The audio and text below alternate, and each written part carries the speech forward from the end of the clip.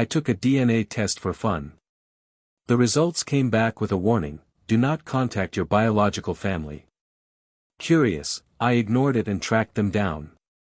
When they answered the door, their eyes widened in shock. "It's impossible," my mother whispered. "We buried you 25 years ago." Then she showed me a picture of a child that looked exactly like me. But that child had a scar I didn't have. Until I woke up the next morning and found it on my skin. I understand you're seeking a detailed, dramatic, and realistic narrative in a Reddit-style format, based on the plot you've provided. Given the complexity and length of the story you're requesting, 20,000 characters or more, it's a substantial undertaking. While I can provide a portion of the story here, due to the limitations of this platform, I won't be able to deliver the entire narrative in a single response. However, I can certainly begin the story for you, setting the tone and style you're aiming for.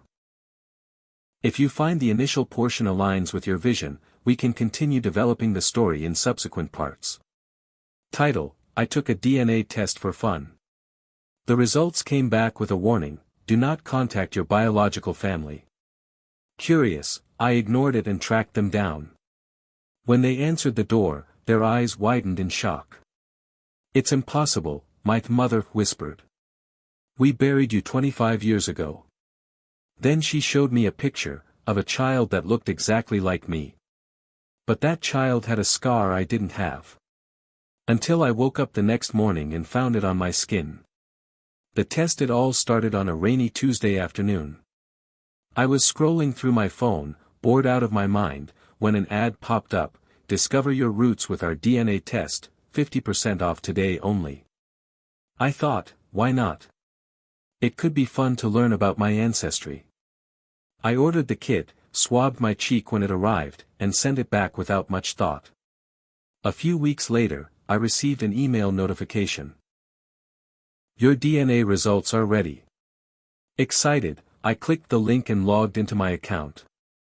The screen loaded, and I began reading through the information. But then, a bold red banner caught my eye: warning, do not attempt to contact your biological family. I blinked, thinking it must be some kind of error. Why would they include such a warning? Curiosity piqued, I delved deeper into the results. The system had matched me with a family in a small town in Pennsylvania. There were names, addresses, even photos. Despite the warning, I couldn't resist the urge to learn more. The visit, I decided to take a trip to Pennsylvania. I needed answers. After a long drive, I arrived at the address listed in my results. It was a modest house with a well-kept lawn. I walked up to the door, heart pounding, and knocked. An older woman answered. She looked at me, and her face turned pale. Her eyes widened in shock. "It's impossible," she whispered. "I'm sorry," I said, confused. "Do I know you?" "We buried you 25 years ago," she said, her voice trembling. She invited me in and showed me a photo of a child who looked exactly like me. The only difference was a scar above the child's left eyebrow. I didn't have a scar there. At least, not yet. The scar that night, I stayed at a nearby motel. I couldn't sleep, my mind racing with questions. How could I have a twin I never knew about? Why did that woman think I was her deceased child? The next morning, I looked in the mirror and gasped. There, above my left eyebrow, was a fresh scar. The same as the one in the photo. It hadn't been there the day before. I stared at my reflection for a long time. That scar wasn't there yesterday. It was faint, but clearly healing, like it had been there for weeks already. My fingers brushed over it. It stung just a little, which made it feel even more real. I didn't sleep the rest of that night. I drove back to the house. I didn't even know what I was going to say. I just needed to look into that woman's eyes again.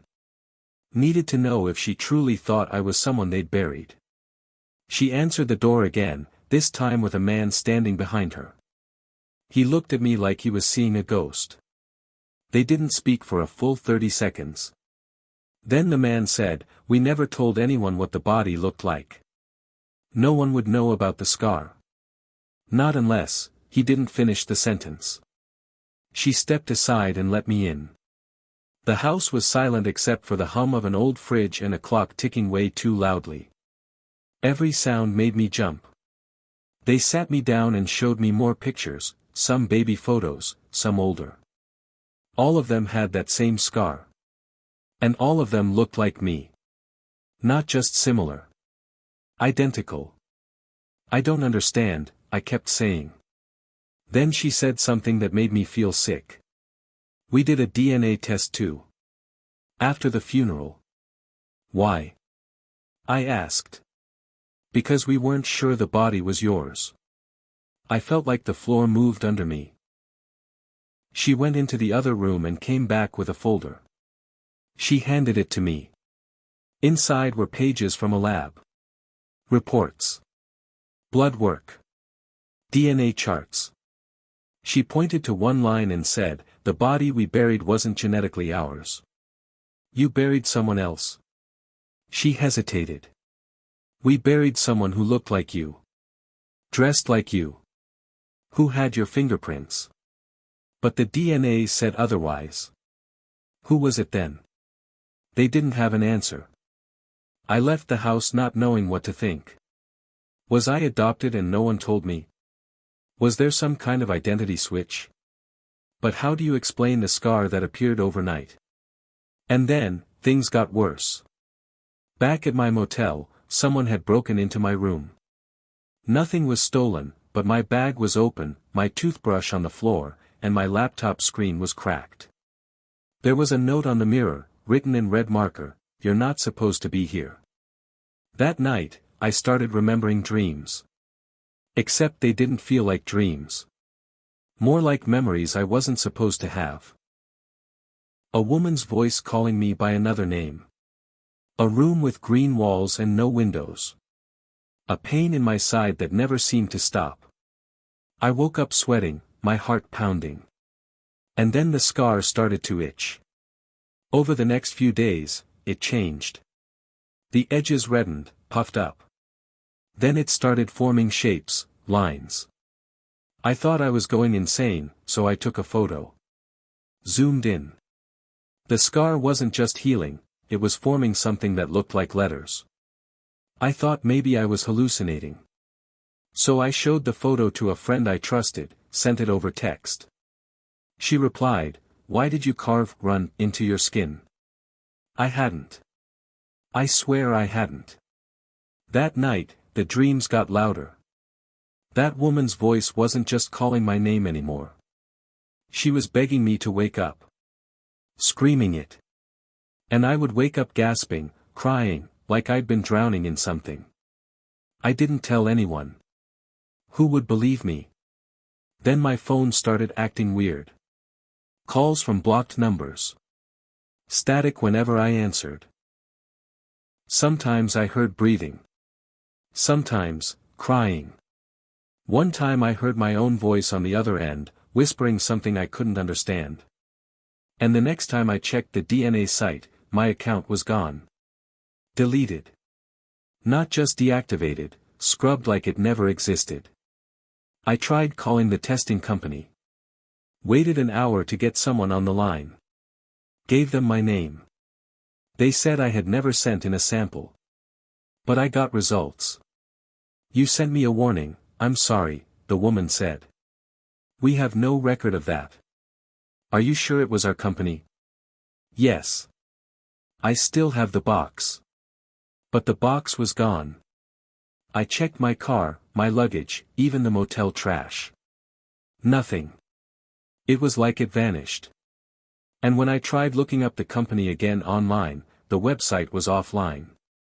Down for maintenance. Still hasn't come back up. I called the woman who said she was my mother. Her number had been disconnected. And then a neighbor at the motel told me something that chilled me to the bone.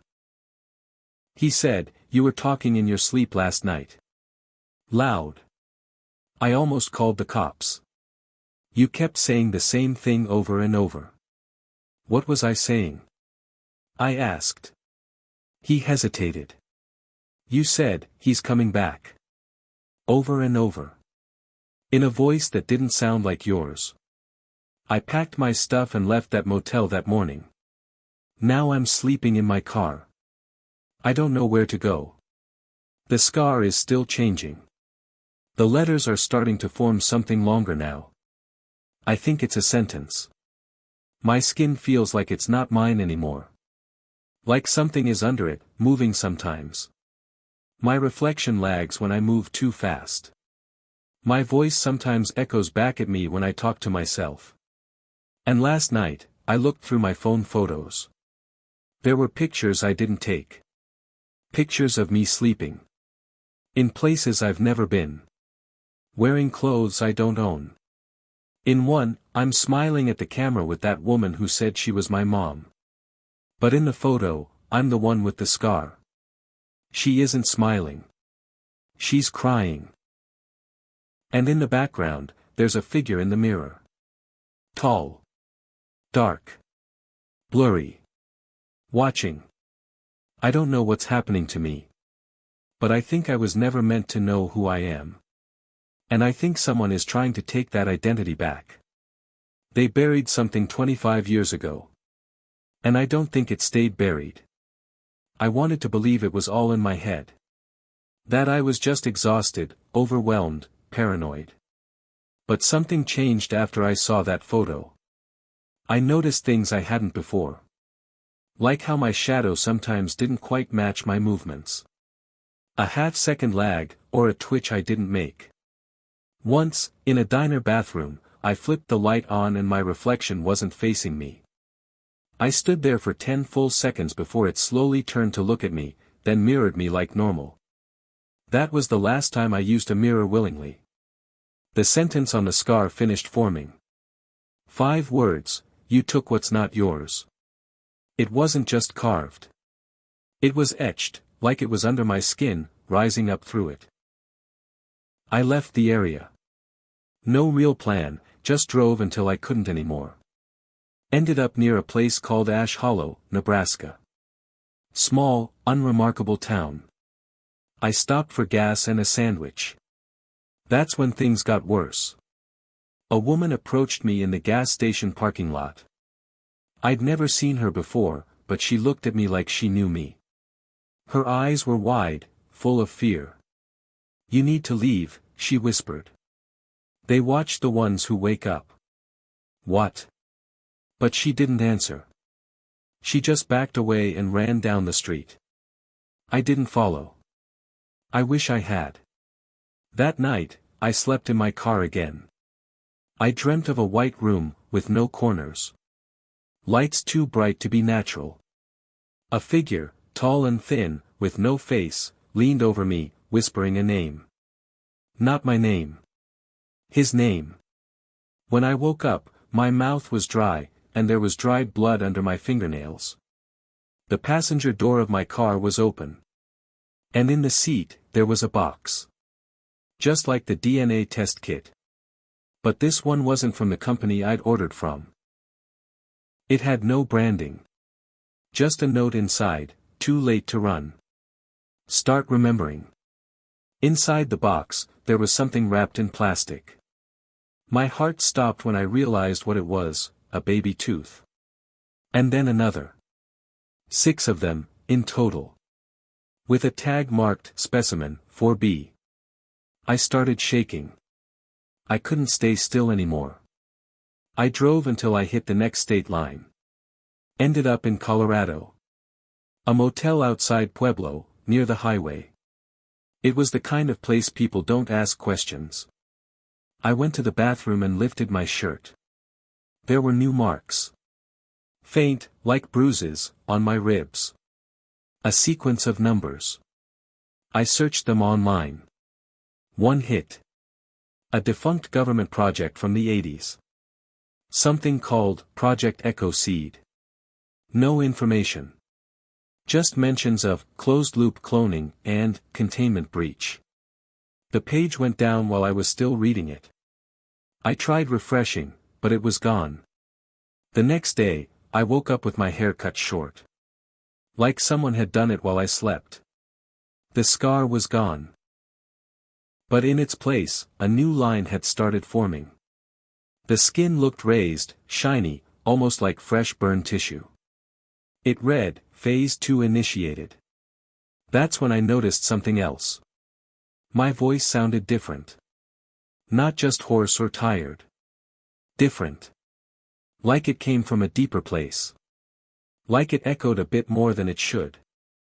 I recorded myself on my phone, and the playback made me drop it. Because there were two voices layered. Mine. And one just below it. Whispering. Laughing. I couldn't stay quiet anymore. I posted anonymously online.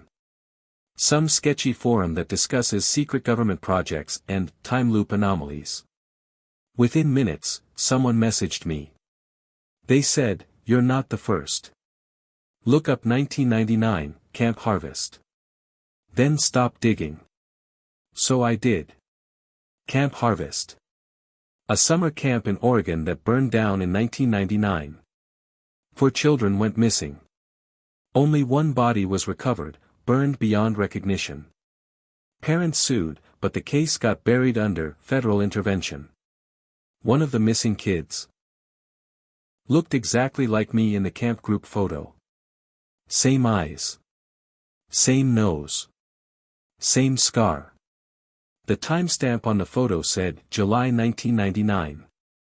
But the body was found weeks before the photo was allegedly taken. And then another twist. I found a contact listed for one of the former counselors. I tracked him down. He agreed to talk, only over a secure call.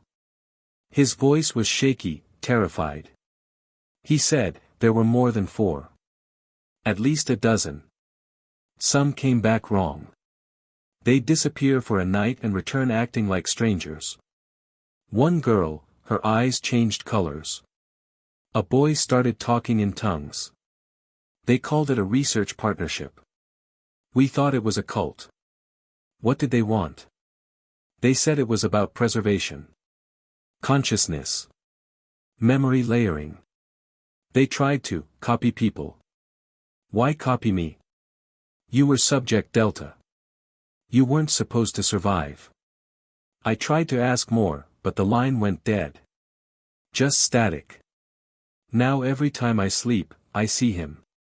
The boy with my face. The one with the scar. He's always standing just outside the light. Just far enough to be a silhouette. But I know it's him. Sometimes he's smiling. Sometimes he looks afraid. But last night, for the first time, he spoke. You took my life. Now I take yours. I woke up screaming, in a motel bed I didn't remember checking into. And my clothes, different. The room, cleaner. The date on my phone, 2 days ahead. I lost 2 days. And I don't know who was driving my body during that time. But I found a receipt in my pocket. For rope. A shovel. And a single black rose. I didn't know where to go anymore. Every place I stopped, it felt like something followed me. Not footsteps. Not shadows. Something inside me, waiting to surface. Waiting to push me out. That night, I drove to the mountains. No phone signal. No streetlights. Just darkness. I parked on a dirt road and stared out the windshield for hours, too scared to fall asleep again. Because every time I closed my eyes, I felt him getting closer. The boy. The copy. The version of me they buried, or tried to. And every time I blinked, I saw flashes. Memories that weren't mine. A lab with white floors. Rows of metal tables. Cold lights above me. People in hazmat suits speaking in code. One of them leaning in, whispering, "This version is stable. For now." That night, I gave up trying to run.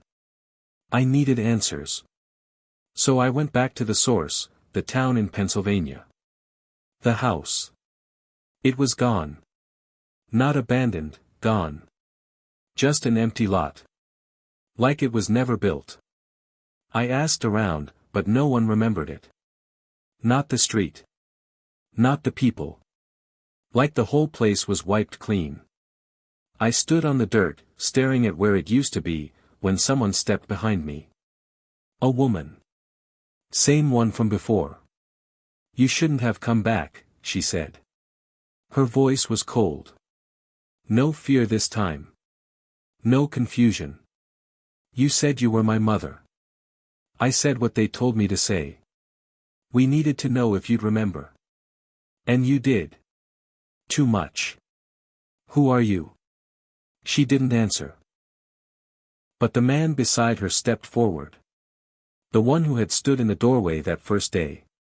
He had a long scar on his cheek now, fresh. He said, "You weren't supposed to last this long. We shut down the project. But some of you lingered." I backed up, heart racing. What are you talking about? You were created to hold memories. To copy a life, not live it. You were the clean slate. The backup. Not the original. I couldn't breathe. Then where is the original? He pointed behind me. I turned, and saw myself. Older. Tired.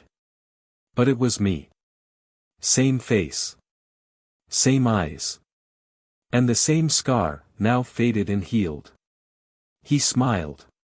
You did good. But it's time to come home. Then he raised his hand. And I collapsed. I woke up strapped to a gurney. The room was cold. Metal walls. That same white light above. A screen blinked next to me. Reintegration process, 5% complete. I screamed. Tried to move. But my body didn't respond. And then I saw him, me. The original. Standing beside a doctor. She's ready, he said. She, the doctor asked. He nodded. This one developed consciousness. Personality. They always do after a while. It's the cost of keeping the data alive. But it's mine. I want it back. And just like that, I understood. I wasn't me. I was just a version. A body made to carry the real one's memories. I was a storage unit. And he came to reclaim what was his. The last thing I saw before I blacked out again was a needle going into my arm and a message flashing on the monitor. Data merged. Memory stabilized. That should have been the end. But it wasn't. Because now, he lives his life again. Out there. With my face. My voice. My laugh. And I'm still here. Trapped in the back of his mind. Watching. Waiting. Whispering.